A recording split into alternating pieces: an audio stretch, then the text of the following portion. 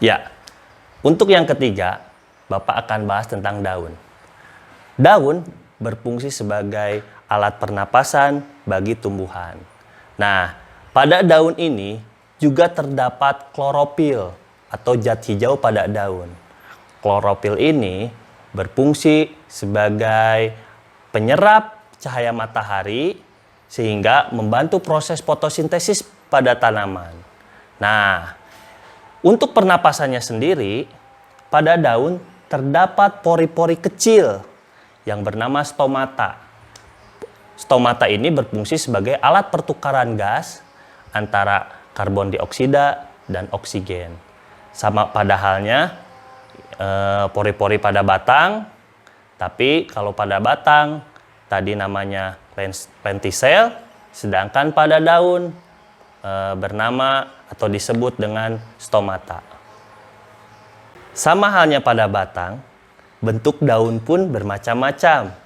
Ada bentuk daun tulang menyirip, bentuk daun tulang melengkung, bentuk daun tulang menjari, dan bentuk daun tulang sejajar. Contoh-contoh dari daun tulang menyirip yaitu daun mangga, daun nangka, dan daun jambu. Sedangkan daun melengkung yaitu ada genjer dan sirih. Daun tulang menjari ada daun pepaya, daun singkong, dan daun jarak.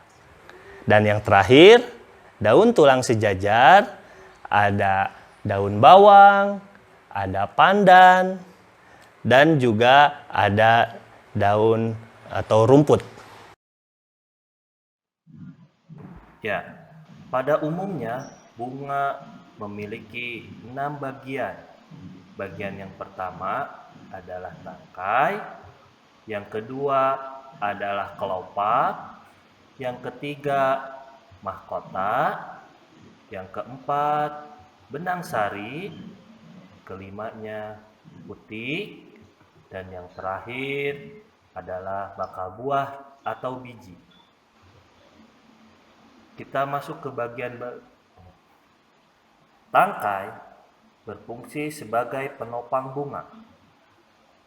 Fungsi kelopak adalah melindungi bunga ketika kuncup.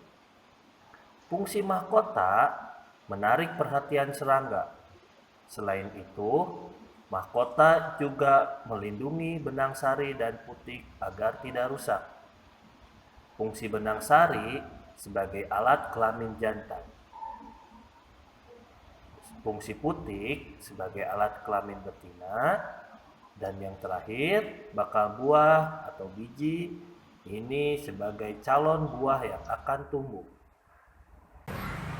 Oke anak-anak, setelah kita melihat penjelasan tentang bagian-bagian bunga dan fungsinya, kita sekarang masuk ke bagian yang terakhir, yaitu bagian buah. Kalian tahu kan apa itu buah? Buah apakah kesukaan kalian? Pasti bermacam-macam. Ada yang suka dengan buah salak, pepaya, dan durian. Tapi tahukah kalian dari mana asalnya buah? Buah adalah hasil perkembangan dari bunga.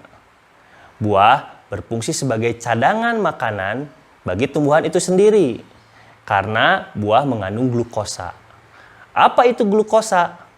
Glukosa adalah zat makanan yang dihasilkan dari fotosintesis dan dibutuhkan bagi makanan tumbuhan. Glukosa disebut juga dengan zat gula. Ya anak-anak, itulah penjelasan dari Bapak mengenai bagian-bagian tumbuhan beserta fungsinya. Semoga video ini bermanfaat dan menambah wawasan kalian tentang materi tumbuhan. Bertemu lagi di video selanjutnya. Wassalamualaikum warahmatullahi wabarakatuh.